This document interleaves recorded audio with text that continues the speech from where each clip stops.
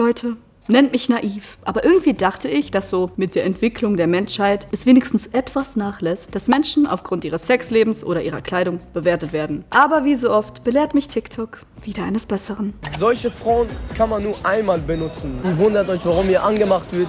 Zieht euch einfach nicht freizügig an. Auch super krass finde ich den Trend, wenn Leute nach ihrem Bodycount gefragt werden. Also die Anzahl ihrer bisherigen SexpartnerInnen und anhand dessen werden sie dann bewertet. What do you think her body count is? 100. 100. 100. Und diese Videos findet man jetzt gerade auf TikTok 2022. Und ich frage mich so, seit wann ist sowas wieder Trend geworden? Und vor allem warum? Und es ist ja nicht nur auf TikTok so. Taylor Swift zum Beispiel, die dominiert ja gerade die US-Charts, bricht einen Rekord nach dem anderen. Und worauf sie dennoch immer und immer wieder reduziert wird, ihre Anzahl an Liebesbeziehungen. So eine Slut. Und auch Shirin David wird immer wieder als Schlampe bezeichnet. Zuletzt erst von Flair, der in seinem Song Dämonen wahrscheinlich wieder über sie gerappt hat. YouTube-Schlampen machen plötzlich einen auf arrogant, nur wegen ein bisschen Silikon. Und damit ist Flair nicht der Einzige. Bushido zum Beispiel rappt in dem Song 2003 das hier. Sagt der Bitch Shirin David, sie ist nur ein Touri. Diese Blocker-Schlampen machen alles für den Fame, aber selbst Bräuner machen Barbara nicht zu einer Bay, yeah. Und Shirin, die angeblich eine Slut ist, die eignet sich das Schlampen-Image an und rappt eben genau darüber. Wir als Frauen, die zum Beispiel eine Hoe genannt werden, nehmen uns den Begriff zurück und machen daraus etwas Positives. Armin. Wie Armin. Armin. I mean, girl. Sprechen wir eine Sprache, ja. Period. Slay. Queen. Und gerade weil das immer wieder aufkocht, wollen wir uns heute angucken, von wem Slutshaming eigentlich ausgeht und was daran so gefährlich sein kann. Slutshaming. Die Abwertung einer Person aufgrund ihrer Sexualität. Also wenn eine Person, beziehungsweise eine Frau, denn die betrifft es halt leider am meisten, offen über ihr Liebes- und Sexleben redet, eventuell auch wechselnde PartnerInnen hat und sich in den Augen der Gesellschaft auch noch dazu freizügig kleidet, dann ist klar, dass sie eine billige, dreckige Darf man das sagen? Oh, wow, okay. Ich dachte, euer Kanal ist Female Empowerment, verstehe ich jetzt nicht. Halloween is the one night a year when a girl can dress like a total slut and no other girls can say anything about it. Dieser Satz aus Mean Girls ist schon iconic. Aber, naja, können wir uns vielleicht darauf einigen, dass wir so einfach wirklich jeden Tag rumlaufen können, ohne als Schlampe bezeichnet zu werden? Mal abgesehen davon sehen die alle fantastisch aus. Just saying. Durch das Wort Schlampe soll die Person abgewertet und so für ihr unangepasstes Verhalten abgestempelt werden. Sie soll sich für ihre Sexualität schämen und ausgegrenzt werden. Über den Film Do Revenge haben wir in diesem Video schon mal ausführlicher gesprochen. Eine Szene fasst das, was Slutshaming ist, ganz gut zusammen. Aber Typen, ganz anderes Kaliber. Die Gedanken von Frauen, ihre Körper, ihre Entscheidungen sind alle mit Schande belegt. Unsere Schwächen sind ihre Stärken. Haben sie viel Sex, sind sie Helden. Tun wir das, sind wir Schlampen. Man kann auch unabhängig von Sex geslutshamed werden. Hast du zum Beispiel einen zu kurzen Rock an? Slut. Wobei, man kann auch jedes andere Wort bzw. Schimpfwort dafür benutzen. Ob Schlampe, Nutte oder Hure, egal was, Schimpfworte für Frauen sind einfach extrem oft sexualisiert. Es soll mehr als 10-mal so viele Schimpfworte für Frauen geben, die sich sexuell frei ausleben, als für Männer. Und bei Männern klingen die Beleidigungen eher wie Komplimente. Also, du Frauenheld, Sugar Daddy, Ladykiller, Stecher, hey du Casanova, du kleiner Playboy, du bist ein kleiner Player. Und wenn man an so Beleidigungen wie Hurensohn denkt, richtet sich das ja auch nicht an ihn, sondern gegen die Mutter. Warum provoziert ihr den ganzen Tag? Warum sehe ich so viel sexuellen Content in so engen Klamotten wie möglich, so sexy wie möglich? Oder worum geht es einer Frau mit diesem sexy sein? Was ist das Ziel? Das einzige Ziel ist, sich einfach in seiner eigenen Haut wohlzufühlen. Wir werden für jeden Scheiß sexualisiert und jetzt nehmen wir uns einfach diese Macht zurück und kleiden uns so, wie wir wollen. Und kleiden wir uns überhaupt sexuell oder sexualisierst du uns einfach nur? Slutshaming hat mehrere Gesichter. Egal wie ihr eure Sexualität auslebt, die Gesellschaft bewertet es. Allein wenn du dich schon gesellschaftlich gesehen freizügig oder aufreizend kleidest. Frauen, die ihren Körper zeigen, stolz sind, sich sexy fühlen, die triggern irgendwie ganz schön viele Leute. Und ich denke mir immer nur so, Girl, slay. Wir leben also, Zitat, in einer Welt, die Frauen dafür beschämt, sexuell zu sein, aber sich nicht schämt, sie zu sexualisieren. Uff, mic drop. Surprise! Auch wenn sich eine Frau sexy zeigt, ist sie trotzdem kein Objekt. Ach so. Durch genau dieses Narrativ werden sie aber darin gehemmt, ein positives Gefühl für ihren Körper zu entwickeln. Nennt man auch Sexnegativität. Mein Mund hat sich vertan. Sexnegativität. So. Sex. Negativität. Negativität. Negativität. Negativität. Ja. Und zusammen Sexnegativität. Sexnegativität. Okay. Nennt sich auch Sexnegativität. Also Sex als etwas Verbotenes darzustellen, etwas, was unmoralisch und schlecht ist. Das kann sich halt langfristig so bemerkbar machen, dass man sich im eigenen Körper nicht wohlfühlt, keine Freude an seiner eigenen Sexualität hat und das Thema Sex grundsätzlich mit Scham verbunden wird. Diese Szene hier zum Beispiel in der Netflix-Serie The Watcher zeigt ziemlich gut, wie Slutshaming auch in der Erziehung passieren kann. Ellie, woher hast du dieses Shirt? Deine BH-Träger gucken raus. Und? Was heißt hier und? Wir haben Nachbarn. Pass auf, welche Botschaft du damit sendest, okay? Das zeigt einfach, dass wenn ein Mann sich beim Anblick einer Frau, die ihre BH-Träger zeigt, nicht beherrschen kann und sie als Objekt sieht und sexualisiert, dann liegt das nicht an ihm und seiner Denkweise, sondern an ihr, weil sie ist ja die Ho, die sich freizügig präsentiert. Macht ja Sinn auch. So, also rein logisch. Und ich will eigentlich echt nicht aus dem Beate Uhse Magazin zitieren, ne? Aber ich mach's jetzt trotzdem, weil diese Beschreibung, ne? Anscheinend denken wir immer noch unbewusst, Jungen und Männer wären irgendwelche willenlosen Hormonbomben, die nichts dafür können, dass sie Mädchen belästigen, vergewaltigen oder online shamen, wenn sie mit etwas nackter Haut konfrontiert werden, dass sie nichts gegen ihren sexuellen Eroberungsdrang tun könnten, denn der ist eben einfach in ihrer aufgewühlten Libido fest verankert. Es gibt so viele Artikel darüber, dass Mädchen zum Beispiel aus dem Unterricht geworfen wurden, weil sie angeblich mit ihrem Aussehen die anderen ablenken würden. Selbst auf der Arbeit soll das passieren. Egal, was man trägt. Einen kurzen Rock oder eine lange Jeans, tiefer Ausschnitt oder Rollkragenpullover, Bikini oder Burka, egal was, sexualisierte Gewalt findet statt. Was ich trug, als ich vergewaltigt wurde? T-Shirt und Jeans. Es passierte 3 Mal durch 3 verschiedene Menschen.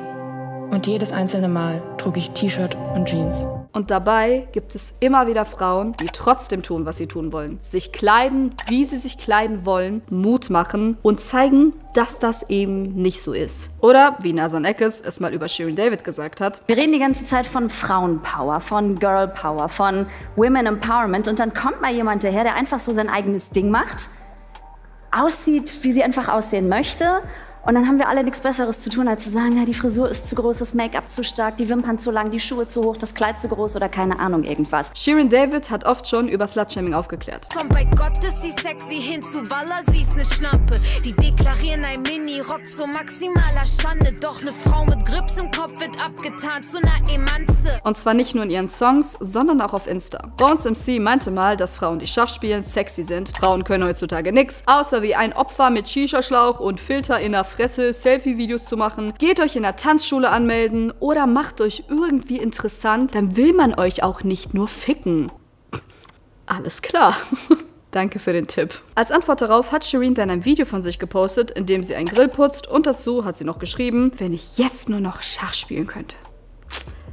Dass mit Slutshaming auch Leistungen klein gemacht werden, hat Taylor Swift zum Beispiel besonders bei sich selbst gemerkt. When I was like 23 and people were kind of reducing me to my dating life and deciding that my songwriting was like a trick rather than a skill and a craft. In a way, it's figuring out how to completely minimize that skill by taking something that everyone in their darkest moments loves to do, which is to slut-shame. Und Slutshaming geht übrigens auch von Frauen aus. Also von Frau zu Frau. Lieben wir nicht.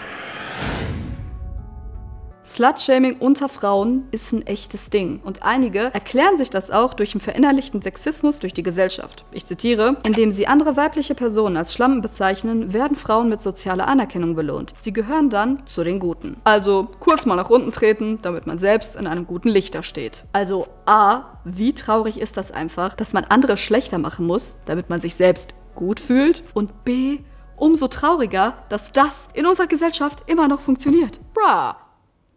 Don't do this. Dass sich Frauen untereinander runtermachen, zeigt auch viel Unsicherheit und/oder Eifersucht. 2 Soziologinnen haben dazu auch eine Studie gemacht und herausgefunden, dass Slut-Shaming auch eine Art ist, Hass zu äußern. Also es muss sich dabei nicht immer auf sexuelles Verhalten beziehen, sondern auch einfach darauf, dass man das Verhalten einer anderen Frau gerade kacke findet. Also sowas wie gemeine Bitch zum Beispiel. Und Slut-Shaming hat auch einfach eine krasse Doppelmoral. Mann, viel Sex. Guter Mann. Mann, wenig Sex. Na, schwierig. Frau, wenig Sex. Gute Frau. Frau, viel Sex. Hure. Junge, was? Habt ihr sowas auch schon mal beobachten können? Wenn ja, schreibt's mir bitte in die Kommentare. Der Begriff Schlampe wird viel mehr mit einer Frau in Verbindung gebracht als mit einem Mann. Wenn du als Frau mehrere Partner hattest, dann sinkt dein Marktwert. Hey, die vergleichen uns mit Autos, Diggi, wow, wie romantisch. Ich check gleich mal meinen Wert auf Frauenscout 24. Hä, wie, du bist 30 und keine Jungfrau mehr, das darf doch nicht wahr sein. Und selbst wenn du keinen Sex haben möchtest, gibt es Leute, die dich dann trotzdem als Bitch bezeichnen. Du Hure. Du bist eine Hure. Und deine Mutter war eine Hure. Und ihre Mutter auch.